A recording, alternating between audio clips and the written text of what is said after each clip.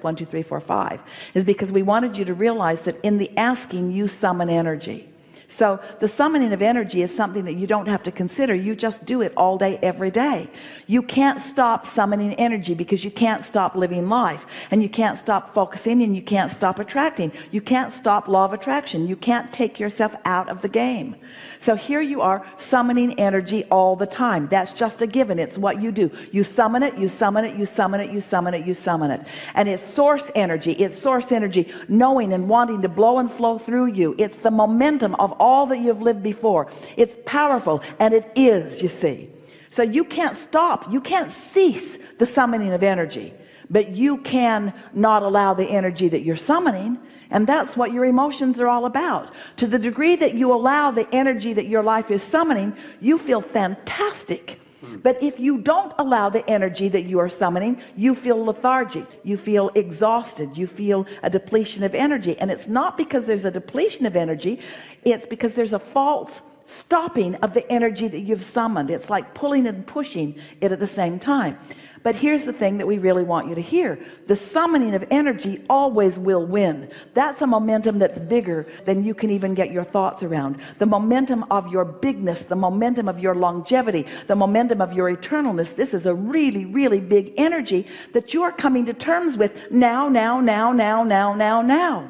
So when you're born with big purpose like you are, and you pick up thoughts along your physical trail that say, I'm not good at this and I'm not worthy, so that you block the energy that you've naturally summoned, then you feel belligerent and uncomfortable. But when you are allowing the energy that you've naturally summoned to flow, then you are thriving and you're successful and you're happy. You see what we're getting at? Totally. Yeah. So it doesn't matter what's happened to you in your physical body. It doesn't matter how ornery or worried or negative or fearful or happy or appreciative or loving you've been. Nothing matters that happened before this now, when you have control of what you do with the energy that you've summoned. Right here and now, you have some control about the energy that you've summoned. You can let it in or not, and the more of it you learn to let in through practice, the more you thrive and the better you feel, the more vital you are, and the better life is, and the more sweet spots you stand in, the more you rave about the beauty of your life. And the more you don't let it in, then the more pessimistic you become, the more controlling you try to be, the more ornery you are, the more unpleasant you feel, and on and on and on. It's all about what you're doing in the now. So are we in some form of agreement? Do you accept that the energy is flowing and that you've been summoning it? Yes. And do you accept that it was flowing even before you got here in this physical body? Do you accept the momentum of the energy that's flowing? Yes. And do you accept that your inner being is in on all of that, flowing with the energy, flowing with it to you, consciousness flowing, it's energy flowing. And so then do you accept that you have some sort of relationship with that energy that is summoning, that you can't stop from summoning? It's inevitable. You have summoned it. It's inevitable. But what am I doing with it now? And if you want to know, as you said to us, and someone else did too, if you want to know what you're doing with the energy that you've summoned, oh, what a momentum. Lifetimes of momentum, lifetimes of goodness, lifetimes of expectation. Talk about momentum. Not just what you've added in this physical time-space reality. This momentum of who you are and what you're about. If you want to know what you're doing as you meet the energy, if you want to know, 2 ways to know. How do you feel? And how are the manifestations of your life presenting themselves to you? Isn't that nice to know? And isn't it nice to know that you can do something about it now? Do you think you have the ability to be a little bit more optimistic? Even when it's hard, do you think you have the ability to be? Can you speak more positive words? Can you stop arguing for your limitations? Can you look for reasons to feel good? Can you get an early start on it? Can you get a good night's sleep?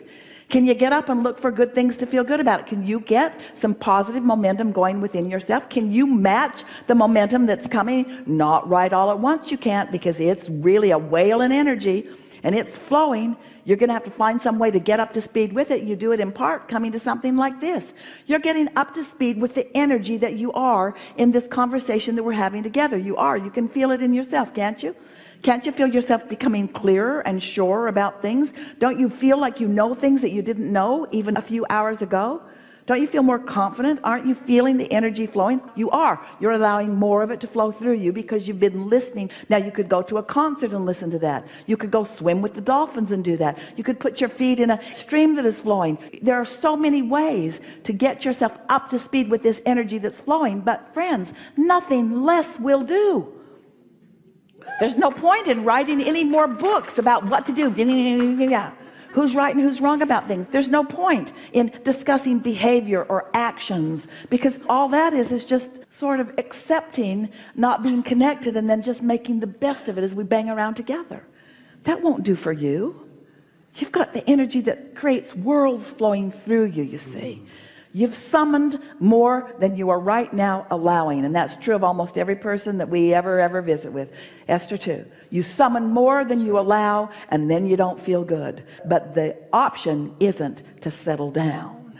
The option isn't to try to summon less. The only option is to get up to speed with what lifetimes of you have summoned for you. I love the idea of not putting depletion in my garden soil so I can bloom where I'm planted. Thank you. Yeah, depletion's a fallacy. It doesn't exist. It doesn't exist in a resourceful universe. Really good. Thank you.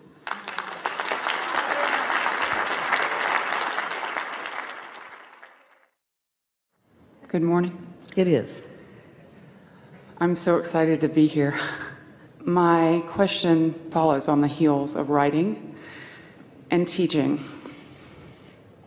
So I'm at a point in my life where I'm feeling all this excitement with writing and this natural feeling of I'd like to teach and inspire. It's really the point of writing, isn't it? Yes. Unless it's a diary. Right. What I find is at this point it's like I'm on the runway, I'm getting on the runway, and then I get distracted by daily responsibilities which pull my focus over. Well, that's all right, because there will always be a lot of other things going on in your life experience. But as you are looking toward and accomplishing more of the step 3-4, step 3-4, 3-4, 3-4, where you're in alignment, then the things of your life will not take you away from your writing. They will add to it. The only thing that really distracts you from what you're about with your writing is resistance. And so we know that there's plenty of resistance in day-to-day experience. But when you get to that 3-4-5 step, the daily things don't feel like resistance. They just feel like part of the natural process of moving forward in life. Right. There's a tendency, and in some ways we have helped you in discovering something that isn't really that helpful to you. And that is, as we talk to you about being more deliberate about what you think, it can make you guarded about some of the thoughts that you have. So as we talk about positive emotion and negative emotion and good feeling thoughts and bad feeling thoughts, you superimpose over what you're hearing from us your long-standing, picked up along your physical trail meaning that says, I'm good when I feel good, but I'm bad when I feel bad. As if your guidance system has parts that are acceptable and parts that are not. And that's when we begin teasing you about you wouldn't put a happy face sticker on your gas gauge because it's so discouraging when your tank looks like it's getting to be empty. I don't want to see that. Stick a happy face sticker over it. And then you just drive merrily along until you run out of gas. And so it's a nice thing that your emotions let you know where you are. But there's a tendency to assume that negative emotion is a bad thing, so you don't appreciate the contrast that is so valuable. And that's what you were just saying to us. I get tuned in, tapped in, turned on, I feel inspiration, and then I have to deal with my life. And we want you to reach the place and practice it that you're not dealing with life, you're embracing life. Oh good. It's like Esther dusting a beautiful etagere full of all of the beautiful treasures that Jerry and Esther had collected to that point, and dusting it one day, and the top very heavy glass shelf slipped off its little peg and came crashing down on the other shelves, and basically the whole thing collapsed, and most of the beautiful treasures that they had collected from around the world were broken broken all in one fell swoop. And Esther stood there in her bare feet with glass shards actually sticking in the floor. It was quite a traumatic event. And Jerry came running from the other room saying, don't move, don't move, don't move, don't move, don't move, don't move. And Esther was paralyzed anyway. Paralyzed. And she stood there, and when Jerry took a look at it, he said, oh good, something to buy. Oh good, something to buy. They really were out of shelf space. Oh good, something to buy. And that's the way we want you to feel about life as it comes to you. Oh good, something to clarify. Oh good, something to understand. Oh good, something to examine. Oh good, something to launch rockets of desire about. Oh good, something to line up about. Oh good, expansion coming from this. Not distracting, life-giving. Right. Your life is not distracting you from what you really want to write about. It's life-giving about what you really want to write about, you see. That is true. It is true. That is true. But don't write that stuff he wrote, because that just pisses people off. That's, in his words. That's very helpful. Enough? Enough. Really good. Thank you. Have fun with this. Thank you. Stand if you think it's you.